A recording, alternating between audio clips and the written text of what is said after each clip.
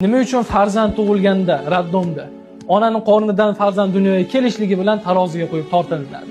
Chaqaloqning vazni o'lchaniladi. Nima uchun? Kimga keragi bor bu vaznni? Kim uchun qiziq bolani necha kilo tug'ilganligi? Buni bir ahamiyatli talabi bor ekan. Eskilarimizdan qo'ygan go'zal an'ana bor ekanki, buni ayoli homilador bo'lgan, shunaqangi bir oilalar eshitsa qani. Qaysi bir ayolki tug'sa farzandining kilosi o'lchanadi.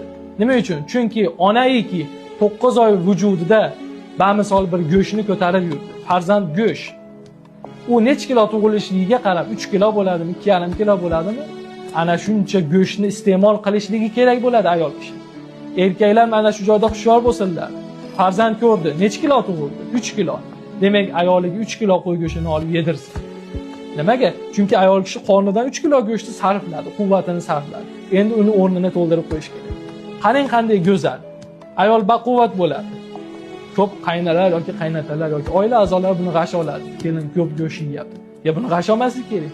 Haqiqaga so'yilgan go'shtni eng ko'p yeyishlikka haqli bo'lgan bu tuqqan ayol hisoblanadi. Tuqqan ayolga e'tibor berilsagina farzandlar zo'r bo'ladi. Shuni odat qilinglar, hushyor bo'linglar erkaklar. Mana shunaqangi ko'payish arafasida turgan do'stlaringizga jo'natib qo'yinglarki, ayoli necha kilogram farzand ko'radigan bo'lsa, o'shancha go'shtni ayollariga olib yedirsinlar. Qo'rib bersinlar, shashlik qilib bersinlar. Xullas yedirsinlar.